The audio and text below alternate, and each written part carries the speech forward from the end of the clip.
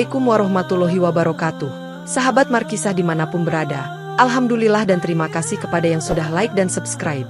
Semoga selalu dalam lindungan Allah dan dipanjangkan keberkahan umurnya.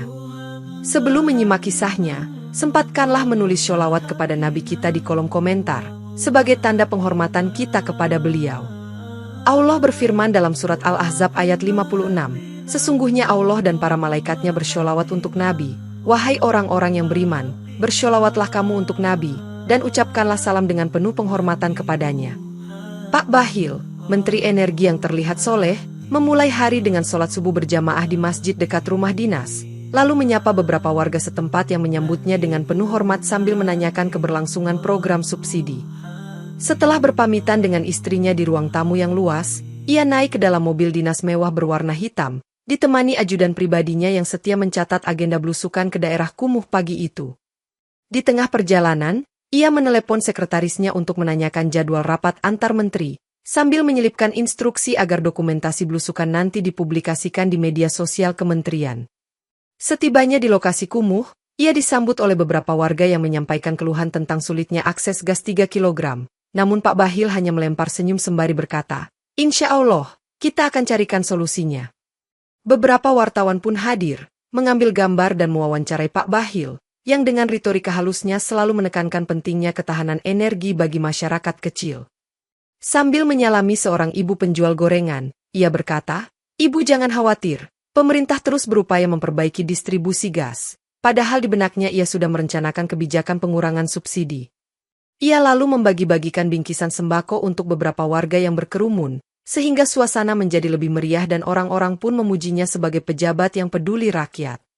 Setelah acara usai, ia pergi ke panti asuhan terdekat dan menyerahkan sumbangan alat tulis, disertai doa bersama anak-anak yatim yang membuatnya tampak semakin religius di mata publik. Di ujung hari, ia kembali ke kantor dan melaksanakan sholat duhur berjamaah di musola kementerian, di mana beberapa staf memuji kesederhanaannya karena mau sholat bersama pegawai rendahan.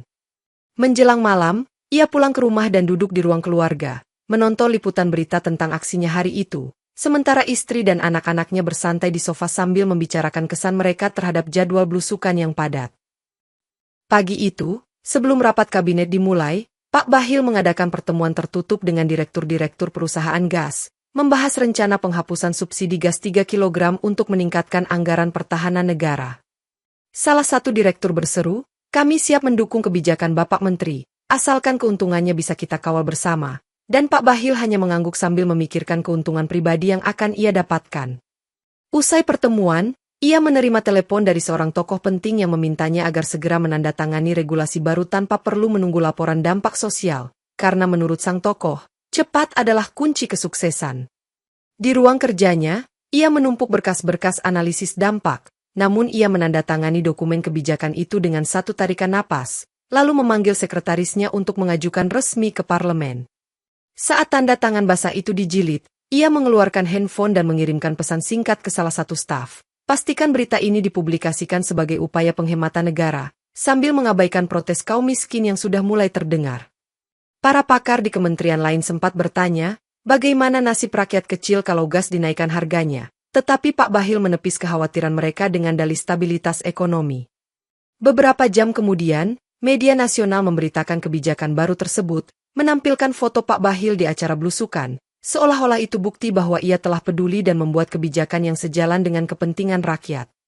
Di sudut kota, penjual nasi uduk mulai resah, ibu-ibu di pasar gelisah, dan para nelayan di desa pantai mengeluh karena gas 3 kg akan menjadi barang langka dan mahal, sedangkan mereka belum pulih dari keterpurukan ekonomi.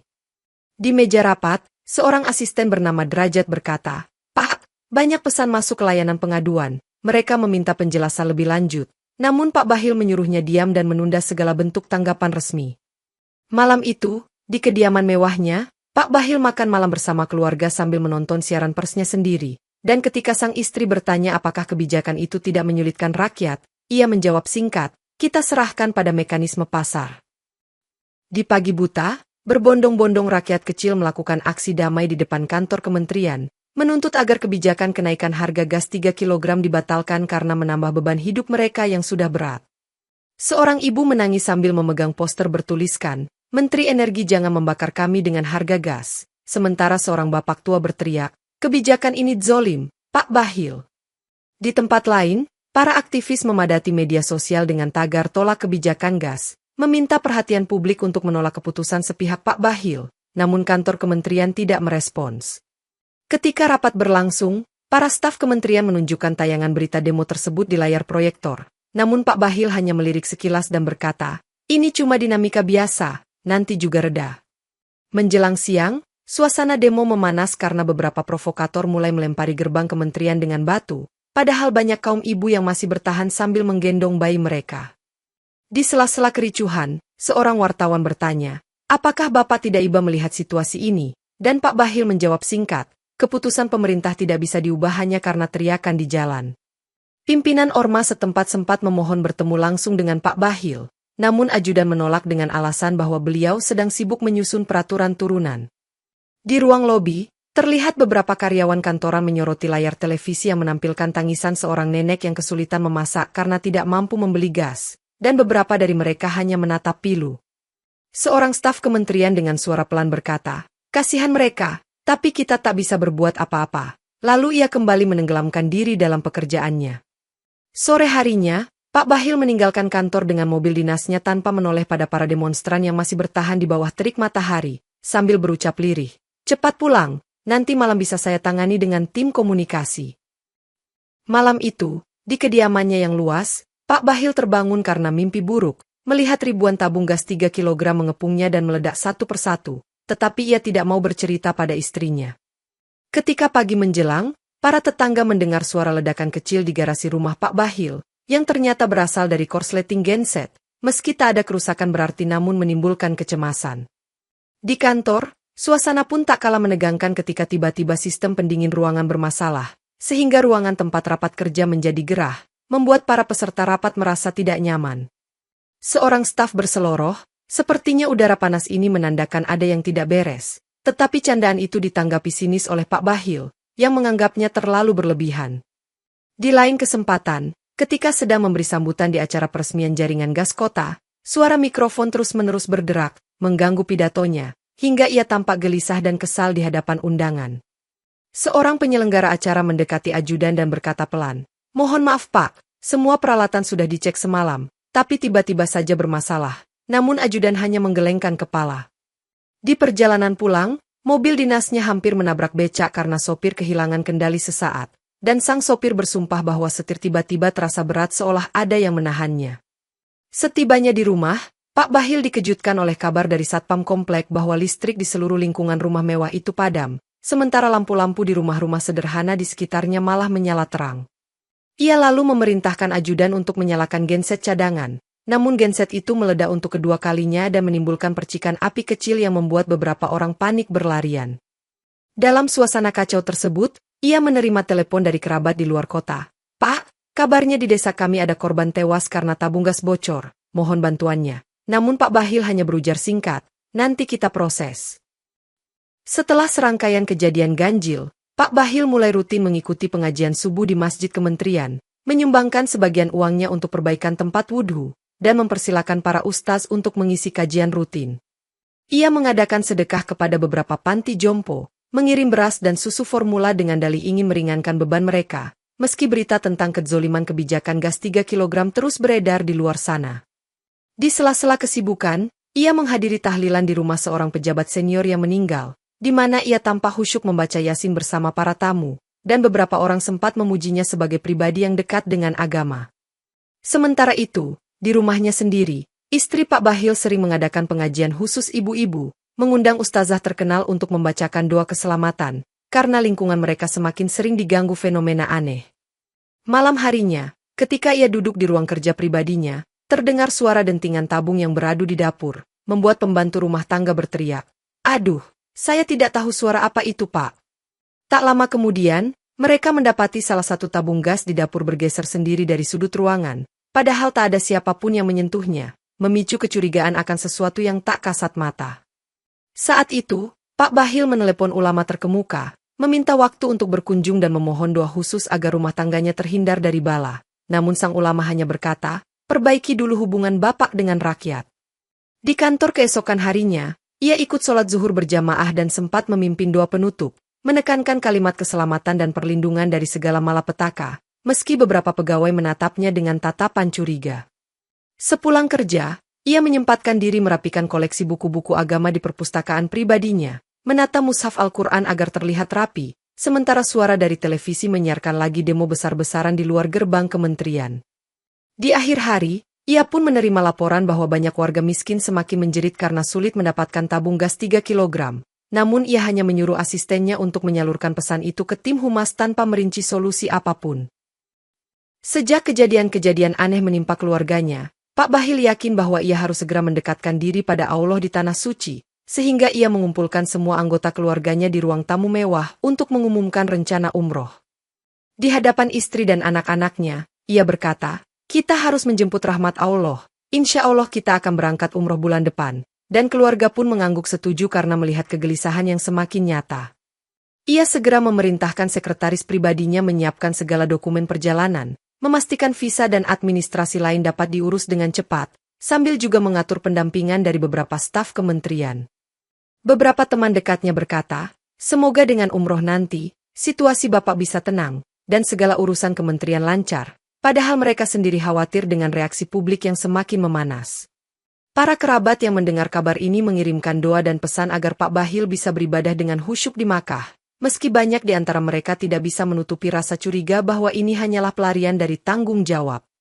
Di hari-hari menjelang keberangkatan, Pak Bahlil menerima beberapa undangan ceramah dan pertemuan keagamaan, di mana ia tampil dengan jubah dan sorban, memberi kesan lebih religius di mata masyarakat. Seorang tokoh agama sempat mengingatkannya, ibadah di Tanah Suci tak akan menutupi kesalahan terhadap rakyat, Pak. Namun Pak Bahlil hanya menanggapi dengan senyum tipis dan berkata, "Insya Allah, semua akan baik-baik saja." Di kantor, para pegawai sibuk menandatangani dokumen-dokumen rutinitas, karena mereka tahu menteri mereka akan pergi lebih dari 2 minggu, meski masalah harga gas 3 kilogram belum terselesaikan. Saat konferensi pers di depan media, Pak Bahlil dengan yakin menyatakan, "Kepergian saya semata-mata untuk menunaikan kewajiban spiritual, dan sekembalinya nanti saya akan meninjau kembali kebijakan energi, menenangkan publik sejenak." Malam sebelum keberangkatan, ia mengadakan pengajian syukuran di rumah, mengundang tetangga sekitar, lalu membagikan nasi kotak sambil berpesan, "Mohon doanya agar ibadah umroh kami diterima," seraya menutup pintu bagi siapapun yang hendak membahas krisis gas.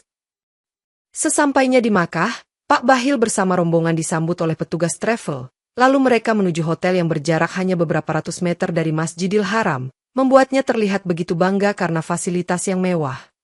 Seusai istirahat sejenak, mereka segera mengenakan pakaian ihram dan bergegas menuju Ka'bah untuk melaksanakan tawaf, di mana Pak Bahlil berkata pada putranya, "Ikuti Bapak, jangan sampai terpisah," lalu memasang wajah khusyuk. Ketika mulai melangkah mengitari Ka'bah, suasana terasa begitu agung, orang-orang berdesakan, namun tiba-tiba langkah Pak Bahlil terasa kaku, seolah ada beban berat yang menariknya ke belakang. Ajudannya yang ikut berbarengan berbisik, "Pak, kenapa berhenti?" Tetapi ia tidak menjawab, hanya menatap ke depan dengan pandangan aneh, seakan melihat sesuatu di atas kerumunan manusia. Tiba-tiba, terdengar suara keras dari arah belakang, seperti suara benturan logam yang berjatuhan, lalu orang-orang di sekitar mereka berteriak kebingungan dan menepi. Tampak seorang laki-laki tua yang pernah ditemui di kampung kumuh melemparkan tabung gas 3 kilogram ke arah Pak Bahlil, sambil berseru, "Rasakan akibatnya." Namun tak seorang pun mengenali siapa sebenarnya pria itu. Tabung gas itu mengenai pundak Pak Bahlil, lalu entah bagaimana, muncul tabung-tabung lain yang melayang dari segala penjuru, berputar di udara sebelum menimpa tubuhnya yang tiba-tiba terasa kaku. Seorang petugas masjid mencoba menghampiri untuk menolong, tetapi tabung-tabung yang jatuh seolah melindungi diri mereka sendiri, membuat orang-orang terdiam karena tak ada yang berani mendekat. Dalam kepanikan, anak dan istri Pak Bahlil menjerit, "Tolong, tolong Bapak!" Namun kerumunan menghalang, sedangkan Pak Bahlil sendiri terdengar mengerang kesakitan dengan nafas tersengal. Ajudan pun berusaha memanggil ambulans, tetapi anehnya sinyal telepon tiba-tiba hilang, dan di saat bersamaan, para jamaah lain berusaha menjauh dari peristiwa menakutkan yang terjadi persis di depan Ka'bah. Di tengah kerumunan yang mulai membuat lingkaran kosong di sekitar tempat Pak Bahlil tergeletak, terdengar suara mendesi seperti kebocoran gas yang menyakitkan telinga, membuat beberapa orang menutup hidung karena takut racun. Tubuh Pak Bahlil tampak membiru perlahan, seolah ada aliran panas yang membakar dari dalam, sementara ia berusaha menggerakkan tangan untuk meraih selendang istrinya namun tak sanggup. Orang-orang di sekitar terheran karena mereka melihat gerak bibirnya memanggil nama Allah, tetapi yang keluar justru bunyi letupan seperti dentuman kecil, sehingga banyak jamaah bergidik ketakutan. Tabung-tabung gas 3 kilogram itu berguling-guling di atas marmer Masjidil Haram, mengeluarkan bunyi benturan yang teramat keras, lalu beberapa di antaranya menyemburkan api kecil yang membentuk kobaran aneh.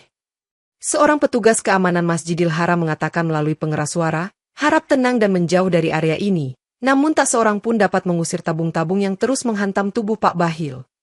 Di sudut lain, istri Pak Bahlil memeluk anak-anaknya sambil menangis histeris, dan seorang jamaah lain berusaha menenangkan dengan berkata, "Sabar Bu, semoga Allah melindungi," meskipun tak ada yang benar-benar tahu apa yang sedang terjadi.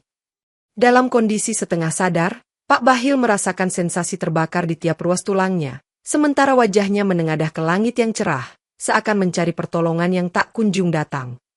Satu persatu tabung gas melayang lagi, menghantam punggung, kaki, dan kepalanya, meninggalkan suara dentuman yang mengerikan, disusul kilatan cahaya aneh yang menyilaukan beberapa orang. Seorang jamaah yang berlari menghindar sempat menyaksikan semacam kepulan asap hitam keluar dari mulut Pak Bahlil, hingga ia berteriak, "Allahu Akbar, ini seperti azab yang nyata," sebelum pergi menjauh. Perlahan, Pak Bahlil terkulai dengan nafas yang makin berat, sementara tabung-tabung mulai diam tanpa bergerak. Namun aura panas tetap terpancar di sekelilingnya, membuat lantai marmer terasa memanas. Para petugas akhirnya berhasil mengevakuasi sebagian jamaah yang berdesakan, namun mereka tak dapat menyentuh Pak Bahlil karena setiap kali mendekat, tabung gas seakan bergerak sendiri dan mencoba menghantam tangan penolong.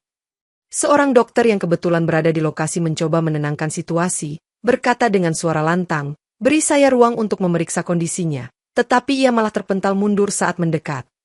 Tubuh Pak Bahlil seakan melekat di lantai, dan wajahnya mulai kehilangan rona kemerahan, digantikan oleh warna kebiruan kehitaman yang menakutkan, sedangkan matanya terbuka lebar tanpa pernah berkedip. Di sekelilingnya, tabung-tabung gas menyala bergantian, mengeluarkan gelega api sesekali, seperti ingin memastikan tidak ada yang berani memadamkan keadaan tersebut. Beberapa saksi mata melihat mulut Pak Bahlil bergerak tanpa suara, seakan merapalkan sesuatu. Namun tidak satu kata pun terdengar selain desisan yang menyerupai gas bocor. Waktu bergulir hingga memasuki senja, dan orang-orang yang menyaksikan peristiwa itu mulai bertanya-tanya apakah kejadian ini adalah bentuk balasan atas perbuatan zolim di masa lalunya. Di sela kerumunan, seorang pria parubaya bergumam, "Saya kenal dia, dia menteri yang menaikkan harga gas." Lalu suara-suara lain membenarkan perkataannya sambil mengambil jarak aman. Malam pun tiba, dan lampu-lampu Masjidil Haram memancarkan cahaya terang, kontras dengan bayang-bayang gelap yang menaungi tubuh Pak Bahlil, seolah memperlihatkan dua sisi berbeda antara cahaya suci dan kegelapan azab. Saat adzan Isya berkumandang, beberapa jamaah menitikan air mata, bukan hanya karena melihat kondisi Pak Bahlil, tetapi juga karena merasakan keagungan Allah yang menampakkan kejadian di luar nalar manusia. Meski azab itu belum mereda, petugas masjid mempersilakan jamaah lain untuk tetap melaksanakan sholat. Sementara di sekeliling Pak Bahlil, tabung-tabung masih mengeluarkan bunyi nyaring tak henti-henti. Keesokan paginya, seorang petugas kebersihan hotel tempat rombongan Pak Bahlil menginap menemukan sebuah buku catatan kecil yang tertinggal di meja kamar, berisi tulisan tangan Pak Bahlil tentang keterlibatannya dalam praktik suap dan korupsi. Dalam buku itu, terungkap detail kebijakan gas 3 kilogram yang dibuat tidak untuk menolong rakyat, melainkan untuk memperkaya dirinya dan beberapa petinggi bisnis energi, di mana tiap transaksi ilegal dicatat dengan rapi. Terdapat pula kesaksian bahwa Pak Bahlil sengaja menutupi temuan perbaikan distribusi gas agar mendapat proyek penanggulangan fiktif, yang di atas kertas seolah-olah menyelamatkan negara, tapi kenyataannya memiskinkan rakyat. Seorang staf kedutaan yang kebetulan mengurus administrasi kepulangan rombongan membaca isi buku tersebut, lalu berujar, "Ini bisa menjadi bukti kuat kalau ada investigasi nanti," sembari menahan rasa terkejut. Di Indonesia, berita tentang azab yang menimpa Pak Bahlil di depan Ka'bah telah tersebar luas. Video amatir para jamaah viral di media sosial, membuat rakyat teringat kembali akan penderitaan mereka karena kebijakan zolim. Dalam flashback yang diceritakan oleh para kolega di kantor, terlihat bagaimana Pak Bahlil menerima tumpukan uang dalam koper usai menandatangani surat penundaan subsidi, sembari tertawa kecil di balik pintu tertutup.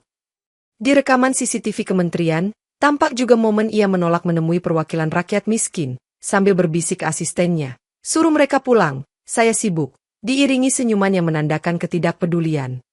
Akhirnya, Setelah kabar meninggalnya Pak Bahlil di Tanah Suci dikonfirmasi oleh pihak rumah sakit setempat, masyarakat Indonesia menjalankan pengajian masing-masing, sebagian mengutuk, sebagian lain mendoakan.